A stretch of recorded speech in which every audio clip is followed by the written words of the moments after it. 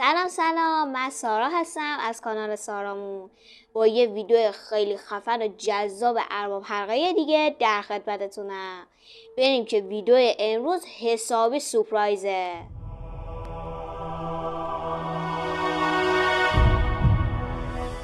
به خاطر اینکه به صورت کامل با دنیای تالکین آشنا بشیم و بفهمیم اصلا این ارباب حلقه چطوریه، میخوام بگم که باید از اولین شخصیت شهر شروع کنیم.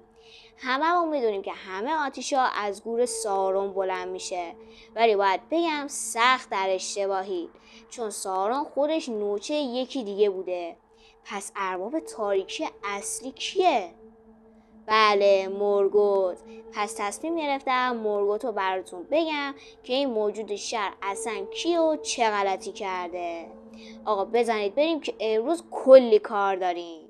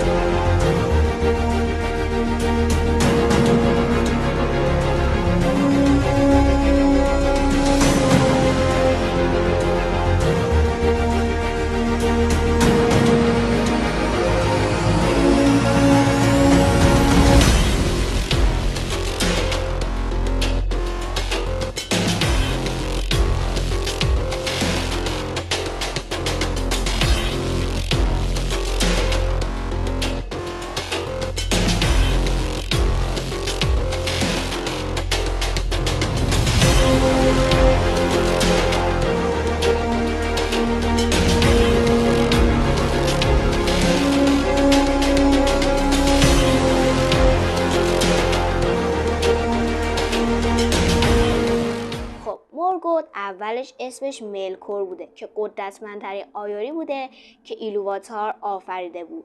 حالا ایلوواتار کیه؟ خدای جهان ارباب حلقه ها. مورگوت وقتی خودشو از بیزمانی نجات داد و از بقیه خودشو متمایز کرد، به دنبال یه آتش پنهانی بود که ایلوواتار از اون برای آفرینش زندگی استفاده کرد، ولی اون نمیتونست اونو پیدا کنه، چون این آتش درون خود ایلوواتار وجود داشت. تا همینجا صبر کنید ببینید این داستان یه جورایی شبیه داستان شیطانه. شیطان که توی فرهنگ‌های مختلف خیلی اسم داره و حتی پرومتئوس هم دقیقا آتشی میدوزه و زئوس رو عصبانی میکنه. در مورد این ویدئوهای بیگانگان باستانی رو ببینید که اونجا حسابی در مورد شیطان توضیح دادم و کلی حکایت‌های برگریزون گفتم. ملکور میگه بابا خدا این آتیشو داره ولی هیچ کاری برای آفرینش نمیکنه. به خاطر همین کرم به جونش میفته که چی؟ اول این که باید برخلاف بقیه مستقل فکر کنم. بعدش تصمیم میگیره وقتی آینورها شروع به خوندن ترانه آفرینش کردن، بعضی از افکار خودشو توی ترانه میذاره و همین باعث اختلاف میشه. ملکور تلاش میکنه تا ترانه آفرینش خودشو بخونه، ولی خدای اصلی میگه چی؟ داداش اشتباه زدی، درست حساب قدرتمندی ولی من پست میزنم، فقط من میتونم خلق کنم. از اینجا دقیقا داستان شبیه داستان خدا و شیطان میشه، جایی که خدا هم برای امتحان بنده هاش اجازه میده شیطان زنده بمونه. همین شهر هم به آردا منتقل میشه. با این حال ملکور اجازه داشت تا همراه با آینورهای دیگه به آردا بره، هرچند که دلیل رفتنش به اونجا این بود که میخواست این مکان و مردمش رو تحت کنترل خودش در بیاره. ملکور خودش رو به عنوان رهبر آینورها معرفی کرد، ولی اونا به مانوی به عنوان رهبر خودشون نگاه کردن، چون درک عمیق‌تری از چشمانداز خدا داشت. ملکور از اینکه دیگران حرفاشو نمیشنیدن حسابی عصبی بود و شروع کرد به ایجاد اختلاف توی تلاش‌های آینورهای دیگه. تو آردا کوه‌هاشون رو نابود کرد، سطح دره‌ها رو بالا آورد و آب دریاها رو بیرون ریخت.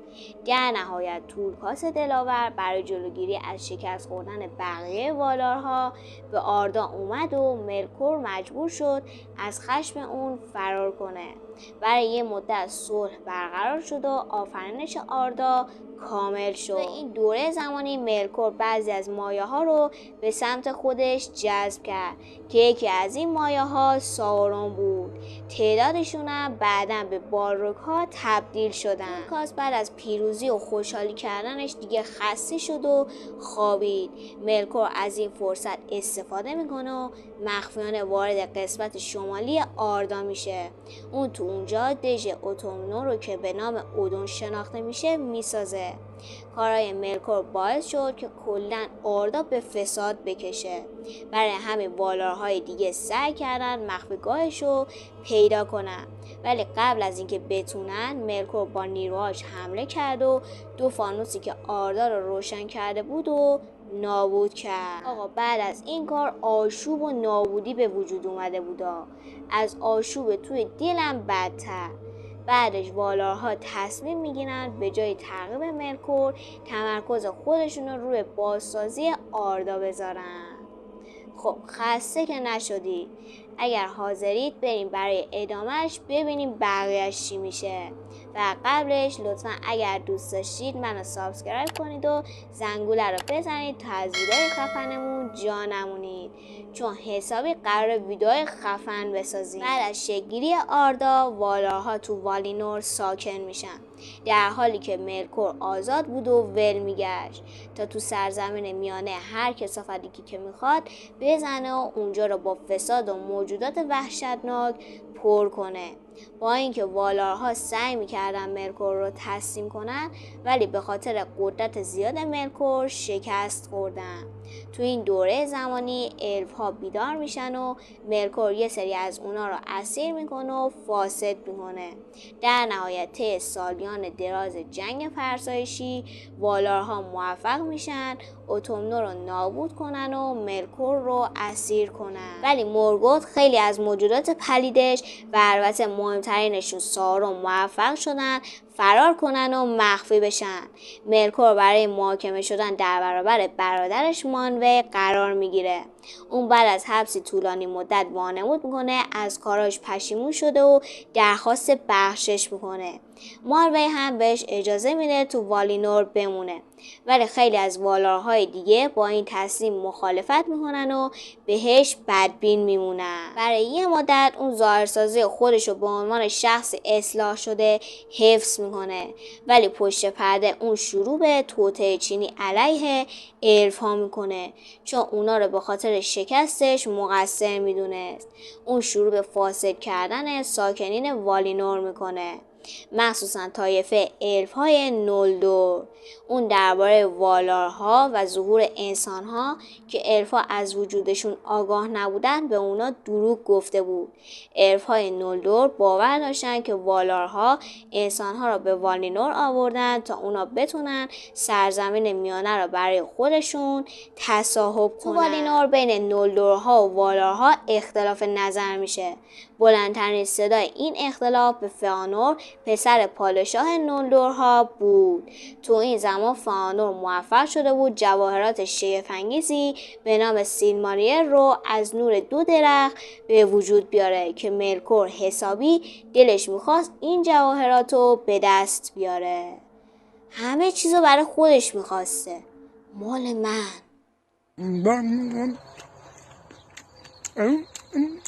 والارها وقتی فهمیدن همه این آتیش از گور ملکور بلند میشه دوباره سعی کردن پیداش کنن، ولی اون فرار میکنه.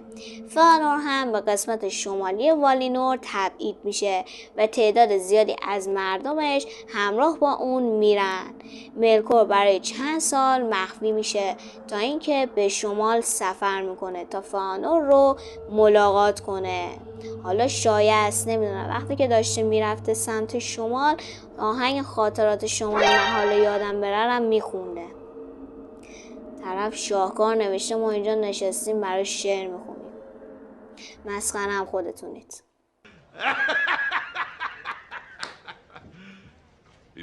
ملکور سعی میکنه با کلک دوست و اینکه داداش ما رفیقیم فئانور رو وسوسه کنه و ادعا میکنه که حرفاش درباره والاها درست از آب در اومدن، ولی ملکور جو میگیردش و حسابی زیاده روی میکنه توی شایع کردن در مورد والارها. به خاطر همین فئانور پسش میزنه. ملکور بعدش به جنوب سفر میکنه تا اونگولیان عنکبوت بزرگ رو پیدا کنه که تو زمانهای گذشته ملکور رو پس زده بود. کلا هی ملکور پس زده میشده، ولی داداشمون حسابی انگیزه داشته، این خدایش آورین داره. اونگولیانت موافقت میکنه تا به ملکور کمک کنه چون گرسنه بود و میخواست تا جایی که امکانشه نور بخوره.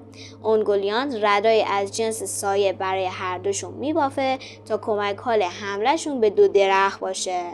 اونا هر 2 درخت و نابود و نورشون رو به خودشون جذب میکنن. اونا راهشون رو به سمت شمال ادامه میدن و ملکور فینوی پادشاه نولدورها رو به قتل میرسونه و چیزهای زیادی رو از خزونه فئانور میدزده، از همه مهمتر سیلماریل ها رو. فئانور ملکور رو نفری میکنه و اسم مورگوت به معنای دشمن تاریک رو روش میذاره. اونگولیانت که به خاطر خوردن مقدار زیادی نور به قدرت زیاد و اندازه بزرگ رسیده بود، سیلماریل ها رو از مورگوت میخواست. مورگوت هم میگه زپلش داداش مال خودمه، بیا برو دنبال بازیت بینیم بابا. شو بیا برو بیرون نکبت. اونگولیانت هم بهش حمله میکنه و چیزی نمونه که اونو ببلعه، ولی بالرگ های مورگوت صدای فریاداشو میشنون و میان تا نجاتش بدن. اونا اونگولیانت رو مجبور به عقب نشینی میکنن و اونم میره دنبال بازیش. بعد از اون مورگوت با الف‌های سرزمین میانه میجنگه چون میخواست روی این سرزمین کنترل داشته باشه. در نهایت فئانور و مردمش در جستجوی انتقام به سرزمین میانه میان. ارتش‌های مورگوت عقب میرن ولی در نهایت بالرگی به نام گوتموگ فئانور رو میشکنه. کلا هر کی شاخ میشده میکردنش تو گونی. الف‌های زیادی به دژ مورگوت حمله میکنن و به مدت 400 سال دژ اون رو تحت محاصره در میارن. در نهایت نیروهای مورگوت به شکل ناگهانی که به خاطر گذشت زمان زیادی خستشون کرده بود شورش میکنن. ارتشی به رهبری گلارون، اژدها و گوتموگ بالرگ موفق میشن محاصره رو بشکنن. فینگولفین برادر ناتنی فئانور تنهایی پیش مورگوت میره و اونو به دوئل دعوت میکنه.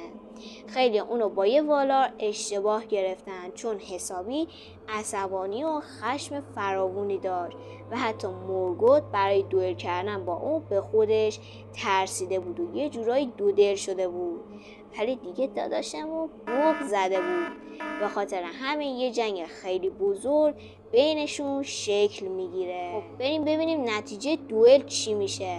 و قبلش اگه دوست داشتید از ویدیوهای ارباب حلقه‌ایمون با خبر بشید و از دستش ندید، حتما منو سابسکرایب کنید و زنگوله رو بزنید که جا نمونید. مورگوت با زره سیاه و خفن در حالی که چکش جنگی بزرگی توی دستش بود جلوی این بنده خدا ظاهر میشه. با اینکه مورگوت خیلی قوی تر بود ولی حملاتش کند بود و فینگولفین جلوش همش جا خالی میداد. طرف فکر کنم تکواندوکار بوده بدل میزده. بریم ادامهش دیگه، خیلی دارم چرت و پرت میگم میدونم. بریم. به خاطر همینم حملات مورگوت هی خطا میرفت. حالا هی این بزن هی اون بزن هی اون بزن هی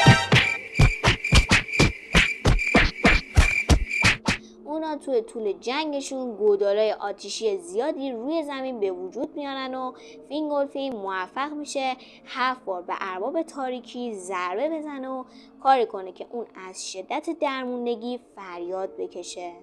در نهایت فینگولفین خسته میشه و شکست میخوره، ولی وقتی مورگوت جلو میره تا گردن ارباب الف ها رو خورد کنه، اون شمشیر خودش رو توی پای مورگوت فرو میکنه و بعد ارباب تاریکی که حسابی فشاری شده بود بدبخت و مثل گوجه رو ره شده له میکنه.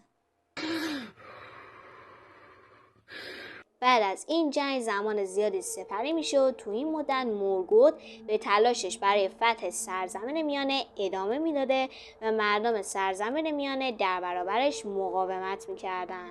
در نهایت خود والارها دوباره با مورگوت میجنگن و تو جنگی بزرگ به اسم جنگ خشم نیروهای مورگوت همراه با قوی ترینشون اونی که چغر بد بدن بوده یعنی اژدهایی به نام آنکالاگون سیاه همگی با هم شکست میخورن. ارواحلقه‌ها به نظر من باید در مورد همین جنگ خشم براش فیلمی سریالی چیزی بسازن. به اندازه خود سارون داستانش خفنه. حالا فکر میکنید بعد از جنگ خشم چی میشه؟ جونم واسه بچهای عزیزم بگه که مورگوت یه بار دیگه اسیر میشه. سیلماریل ها از تاج پادشاهیش بیرون آورده میشن و اونو به زنجیر میبندن. با این حال برخلاف شکست اولش این بار اونو به دنیای بی زمان تبعیدش میکنن که از اینجا به بعدش وارثاش یعنی فقط خدمتگزاراش باقی میمونن که مهمترینشون کی بوده؟ خودتونم میشناسیدش، سارون. البته سورپرایز ممکنه باشه، ممکنه بازی با روح و روان ما طرفدارای ارواحلقه‌ها باشه، ولی یه پیشگویی وجود داره که از بازگشت دوباره مورگوت خبر میده. ولی سر اینکه این پیشگویی اتفاق میفته یا نمیفته اختلاف نظر وجود داره. حالا میخواید بدونید دقیقاً پیشگویی چی میگه؟ قبل از اینکه پیشگویی رو بگم لطفاً کانال رو سابسکرایب کنید و زنگوله رو بزنید، چون هفته دیگه میخوام در مورد سارون براتون ویدیو بسازم و اینکه بعدش یه ویدیو جذاب دیگه که تو اون میخوام جواب سوال مهمی رو بدم که به مورگوت و سارون ربط داره. بزن بریم برای پیشگویی. این پیشگویی از نبردی به نام داگورد خبر میده که تو اون مورگوت راه برگشت به آردار رو پیدا میکنه و خورشید و ماه رو از بین میبره.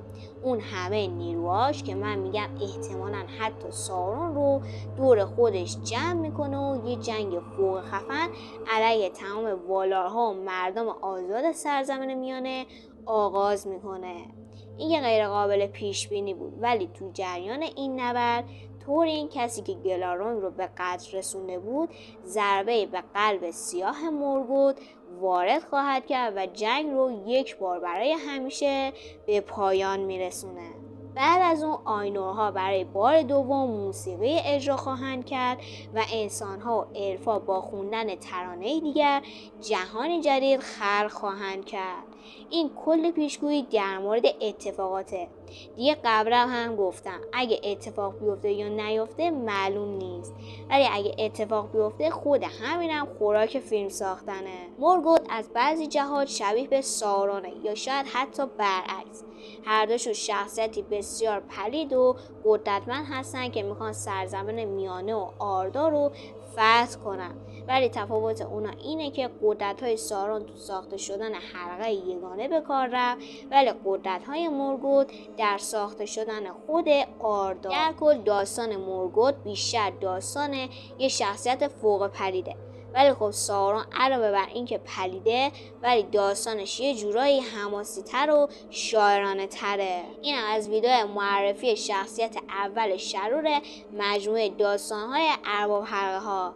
تو ویدیو بعدی میریم سراغ معرفی سارون که معروف ترین شرور داستان‌های ارواحلقه‌هاست و در نهایت یه ویدیو خفن سوم هم خواهیم داشت که حسابی سورپرایزتون میکنه.